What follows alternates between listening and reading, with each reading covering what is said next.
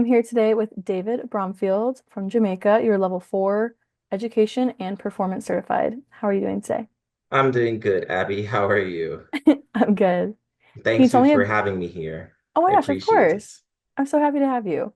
I love seeing all of your achievements from your club on your Instagram when I scroll through Swim Oh, America's Instagram. It's so fun. thanks. Yeah.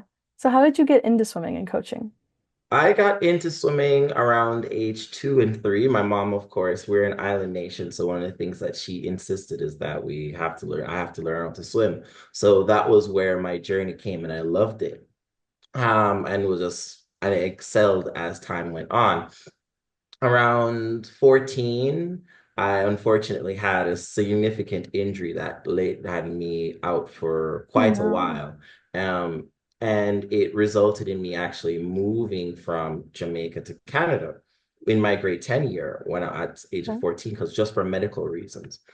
Mhm. And that change of environment allowed me to really rethink about what I wanted to do. It was really the first time I really sat down and said, okay, I'm nearing the end of my high school journey going to university. What is it Mhm. that I truly wanted to do?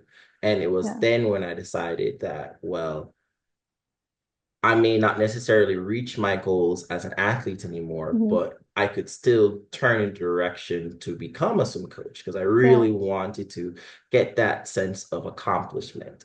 And that was kind of where, so structured all my classes, all my systems to be able to get to this coaching level. So it was through adversity, as many of us as swimmers know, injuries do happen.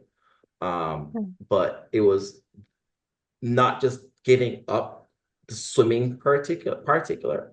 And with my love of sports, that I wanted to go into the aspect of coaching. So that was how that journey started to where I am Yeah. right now. That's really cool. So you moved to Canada. What was it like moving from the country you've grown up in to what I understand is a different culture shock from Canada, was Jamaica.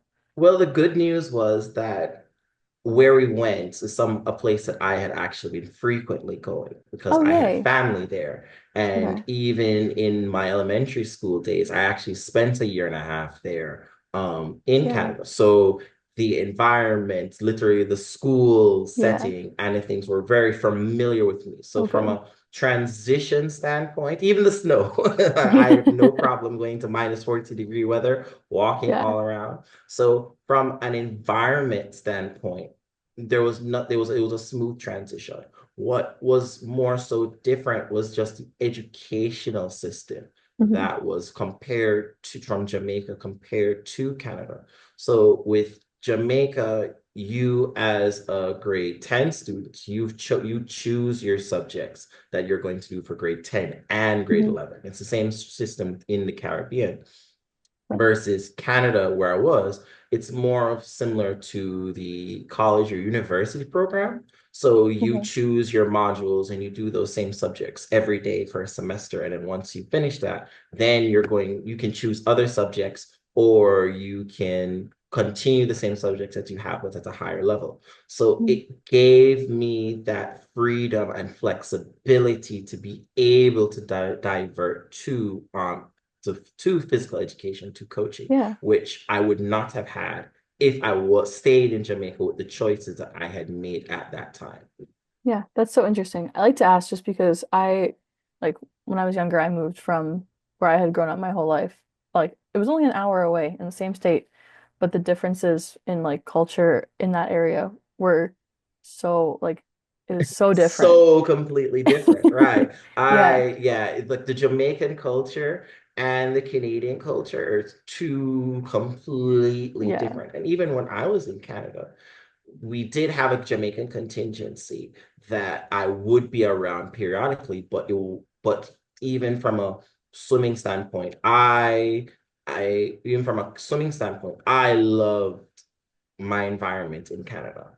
And I also love my environment in Jamaica. And I think it was because of the warmth, the guidance of my coaches who I always felt they were supportive to me. I think they were a huge motivation for me to into the sport. So it wasn't just about my disappointment as an athlete for the injuries, but Yeah. because I had consistently had that support, whether I was a good athlete or Mhm. not, that they had a learning environment that I felt confident and comfortable that I wanted to emulate what my coaches have done for me as an athlete. So though Yeah. the cultural environments were the same, but from a swimming standpoint, I felt the same desire, treatment, and in positive environment in for both to be able to go into this profession. Yeah. That's awesome.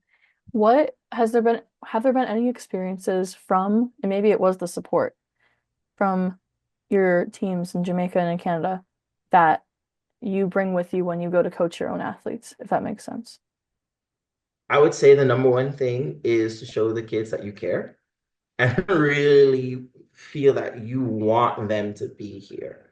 Mhm. And that they want, no matter what level or skill that they are, that they want to be there and they want to be around you. They want to be around the environment that you have so that if swimming is not the thing that they want to do in the future and they see you on the road or senior that they have fond memories of you and can come and say, "Hey, coach, how are you doing? It's been a long time," and Yeah. have that pleasant memories of the interactions that you had with them.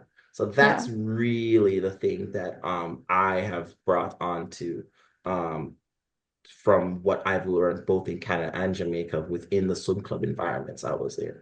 Yeah. That's awesome. How did you, so coaching after your injury, Mhm. how did you decide you wanted to start swim lessons?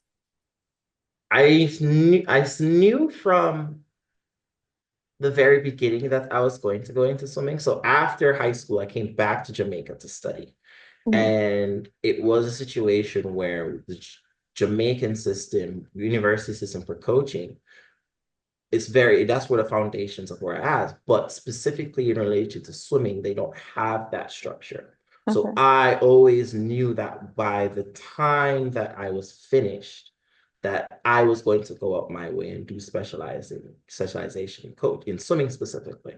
So, and then what I would always try to do during like any courses and things where you would have like a choice, Mhm. I would try and put in as much things in relation to swimming as possible so that Yeah. I at least get that level of sense and an environment. In fact, I remember one time I was doing and I was trying to make it as realistic as possible. And I remember I was doing a project where I made it realistic. I had timelines and everything, and I presented it to my lecturer. And my lecturer, whose specialization is in soccer, he Mhm. looked at it and he's like, "I'm going to just tell you straight up right now.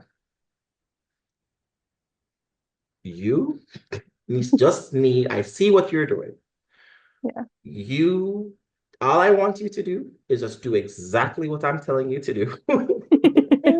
And when you are finished, you can make any specialization you want. But right Yeah. now, you are giving me a headache because you're focusing so much on swimming. So, Yeah. and it's so different because swimming is such a unique thing in different areas Yeah. compared to other sports. So there was that kind of clash sometimes where if something is done differently in one sport, but then it's done with swimming, there'll always be Yeah. that clash where I'm like, but here's the documentation, here's all of these things. So from a decision to wanting to do swim lessons Mhm. was from the start.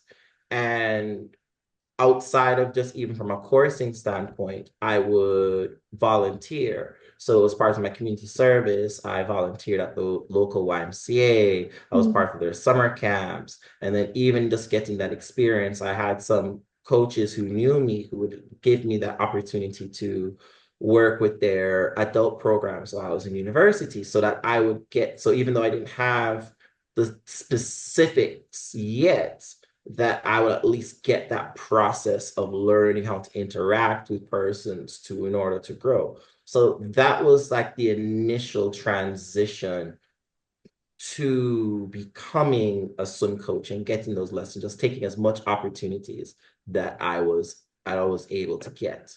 Yeah. So what made you decide to take the jump from helping out your community to running your own swim team and swim lesson I, program?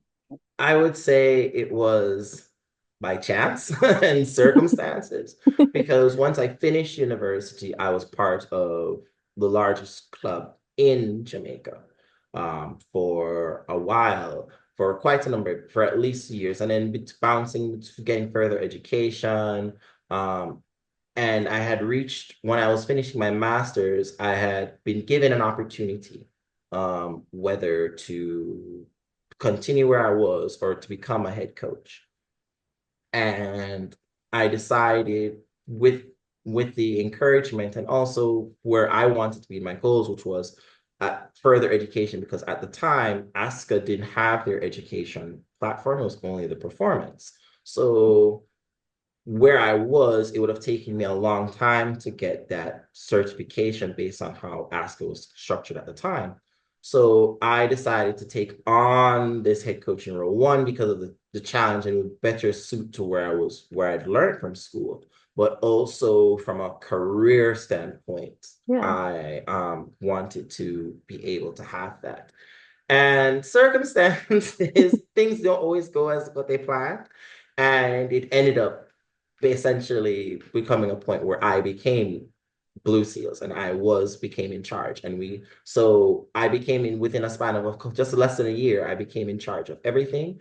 And that's where kind of the revamps and the restarting of the program that was established for me to become the coach that was in charge of everything. So it really was like I went into a job, then things around me collapsed, and then I had to kind of essentially start everything over with myself being in charge of it. So Mhm. that was the history of how I became doing my own swim lessons Yeah. um, and things.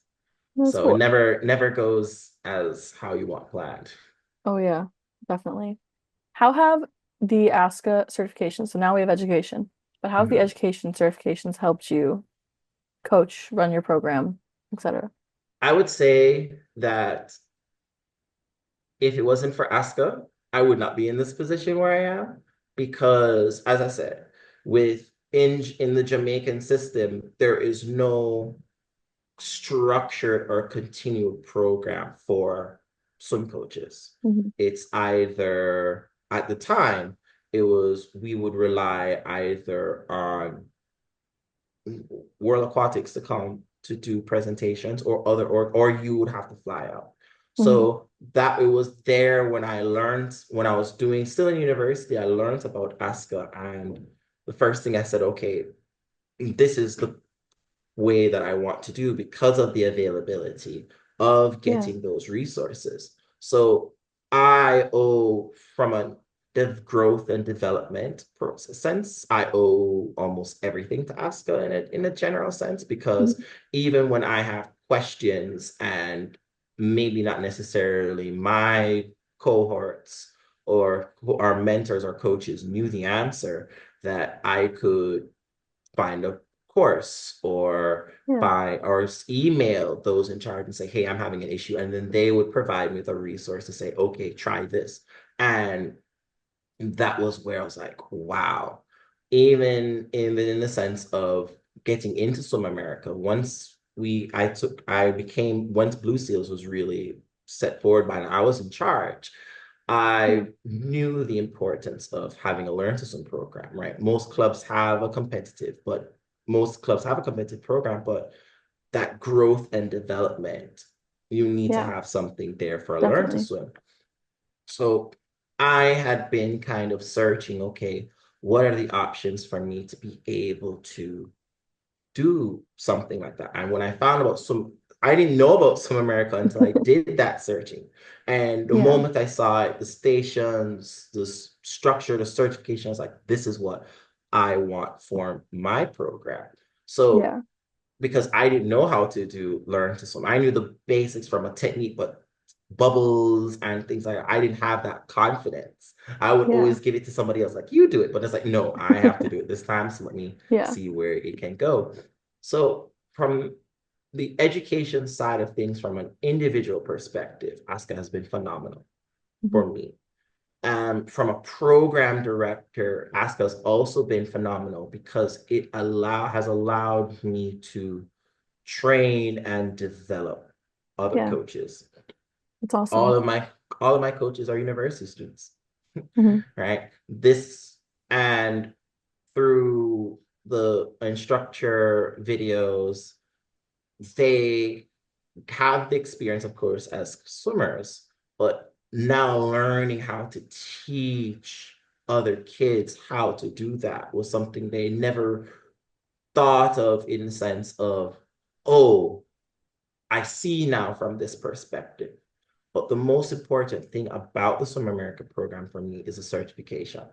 Hmm. It's that recognition for these young individuals that Yeah. they can be rewarded and they have something that shows them that they have the professional skills to Hmm. do this job, to do this. And many of them would have never thought of coaching as a career or even as a general sense of teaching if I never introduced them to what we do with Blue Seals and the Swim America Yeah. program as well. So that has been the key things. And even, of course, they're students. So not everybody stays with you long term.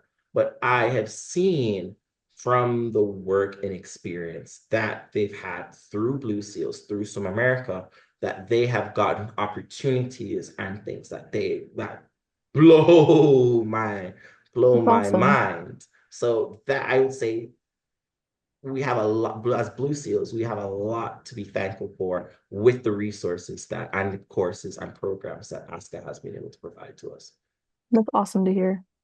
I want to talk about something we've talked about before when we've emailed and chatted about is that you have been building a resource library. Can you tell me a bit about that? Yeah, it's because one of the things that we always talk about, and there's always that conversation, is what for Hmm. new coaches coming in, there's always been this talk and conversation about what can we do to help guide them, Yeah. to help answer those questions. So when I just started, even though I had ASCA resources, there are still questions that I had to ask. Yeah. And I found that a lot of coaches here in Jamaica, even though they would try their best, wouldn't be able to answer the questions because there's Yeah. some things that they may not necessarily even know or recognize, or they've been doing it a certain way that when you ask them for assistance on a specific thing, that they're like, oh, whoa, I won't be able to help you and stuff like that. So that mentorship type situation I Yeah. never really had for myself. So, but as I was growing and as I was learning and understanding things, I Hmm. realized that I was kind of doing that for others as well. So when at a certain point when Blue Seals really became established and I was doing Learn Swim and I was getting more and more coaches, Hmm. and because for many of them it's their first ever Yeah. job, I was always doing education, education, education, going through them. Hmm. And then I said to myself, well, sometimes it may be good for them to have their own level of independence Yeah. and not just always hear things from me. Because sometimes, whether you're hearing things from the boss, sometimes it can get naggy and you're like, Yeah. oh, right? Yeah. So I decided that I wanted to allow them that when any time that they want to check on something or they're not sure about something, that they could just have a one source location where they could just pick something. So, oh, I'm having some trouble on butterfly. I'm having difficulties here. Let me just go on this and click butterfly, look at the breakdowns, look at the videos. Yeah. So I had been collecting presentations, videos, workouts, all these things over the past decade that I just decided, and it was all, I decided that I was just going to put them in one location, categorize them, and even some of my own creations where we've created like stroke booklet. I created stroke booklet documents so that they could Yeah. look through, so that they could always have a 24/7 resource and access for them to learn so that they can maybe put in their level of creativity on things and independence so that I am not just over them all the time. And Yeah. they're just not doing things because I am saying it, but they're doing things because they truly understand and they want to see themselves grow. So that was the Yeah. basis of the resource library. And then it also is like a hub for us as coaches when we're Hmm. doing specific things, such as we're doing evaluation reports or we're doing goal settings and stuff for the program, that it's all there for them to access, and then they can just go back to the resources to help fund Yeah. that. So that was really, so almost like the ASCA library, but more specialized in terms of Coach David and Blue Seals in Yeah. particular. No, that's really cool to hear about. And it gives like it gives the coaches independence, but it also like keeps them curious. If they're like, oh, I'm interested in this, oh, I can go learn more whenever I want. I don't have to like it's not hard for me to go learn more. Right. So Yeah. I've had, for example, I had a coach who we had a discussion. We had a discussion in terms of like stretches. Hmm. Oh, I want to do stretches I want to improve my stretching program within the competitive program specifically. And I said, okay, fine. Here's a book on stretching anatomy, which is one of the keys. So here's a stretching anatomy. Or if you want to look at it, because our program is predominantly girls. So if you want Okay. to do something that would be more attractive, and she's a female coach. So if you want to do something that is more attractive, that would maybe get the girls going, here is a sample stretching routine from somebody who's a flexibility coach Mhm. that you can do, and you have like a calendar and things like that. So it gives Yeah. them like those resources that they don't necessarily have to do it exactly how, but they can like pick and choose to what they want to Yeah. cater for. Yeah. No, that's really cool. I like that a lot. Um, oh, yeah, I thought I have a second question. Now I can't remember Because it's like it. for me, it's so, what I've learned also through everything is don't be afraid to ask for Yeah, help. exactly. That is the one thing that I have learned over. It's not even a situation in terms of hubris, but Mhm. if I find that within the swimming community sometimes it's people, there's a level of intimidation sometimes Mhm. where, oh, if you ask for help, then you are giving things away, or you are showing vulnerability, or you're showing Mhm. weakness. But I don't necessarily see it this way. There might be something Yeah. that somebody is doing better than you, and that's okay.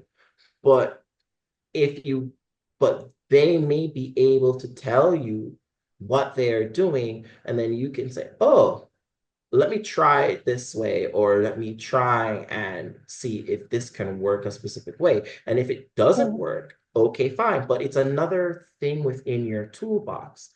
And sometimes when you're seeing and you're open to say, hey, I'm struggling with this area, of course, depending on the person, they will be like, well, do you want assistance? So, like for me, a perfect example of this was when we were at the World Clinic in September, Yeah. and where Swim America was a big proponent, and it was larger than we've ever done before. And I've had challenges. Like I can tell you that been a lot Yeah. of challenges, even though I have this level of confidence in terms of like what we're doing. We have lots of challenges with facilities, weather, retention, and I know that there's a lot for us to improve. So when I saw at the World Clinic all these different programs, whether it is a for-profit, nonprofit, a hybrid Yeah. in between education. And I saw the successes that they were having. I said to myself, wow, I'm nowhere near this, and I'm seeing Yeah. this. And it actually sparked up a conversation with another program, with, for example, Wave Yeah. Swim from Trinidad.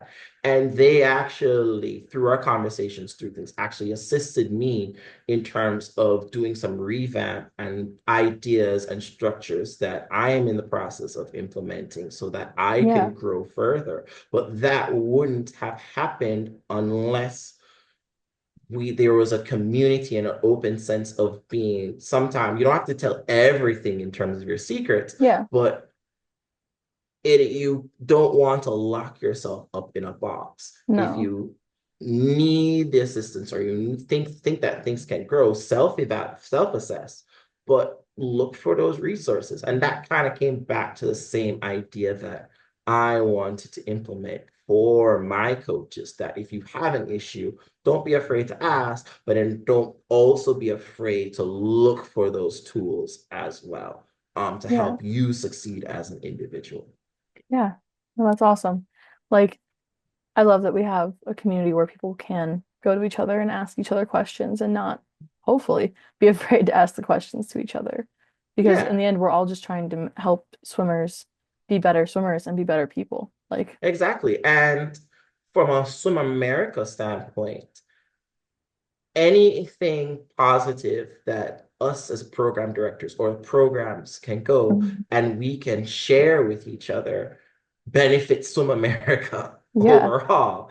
And that is the most important part, because if Swim America grows, if Swim America improves, then our programs improve, the kids improve, and every overall swimming improves. And for myself in Jamaica, which is an island nation, right, where we're surrounded by many, many bodies of water, yeah, that for parents, it's so important that the kids have to learn to swim and swim yeah, effectively. So even if they don't go and be put in a position where they are swimming competitively or swimming for their school or swimming for a yeah, club, or they don't have to, that a parent can feel confident that I can put my child in the water hmm, and I don't have to worry that my child is going to be safe and unsafe. They yeah, can move, and it's through the program and the work that at us at Blue Seal and Swim America has provided that has allowed them to have that comfort and security. yeah. And I love that we're providing a comfort and security to our community with this program. I think it's great. 100%. Yeah. Well, is there any advice you have for any new programs that are starting, besides all the incredible So, advice you've already shared? well, I think it would essentially be just a repeat of what I Mhm. said. Do not be afraid to ask for assistance or guidance. You don't have to do things alone by yourself, even if you're a one person startup like what I was at initially. Um, you try and get as much resources as possible or avenues in which you can get that guidance. Something as simple as, how are you going to structure your classes? What is everybody else doing? Is it Yeah, 30 minutes? Is it half an hour? Okay, how are you doing your booking? How are you doing your administration? How are you ensuring that there is payment and retention? What are yeah, these ideas? What are the methods in which you can get coaches? Is it through yeah, high school? Is it through, what are other programs doing? mhm, So for me, that's all goes back to the same thing. Do not be afraid to ask for guidance. So you know that what you're doing, you can still have doubts as to, or hesitation, but it just gives you that more toolbox for that structured, and you don't have to, and taking ideas from other persons Yeah. is not something that is should be frowned upon, right? Mhm.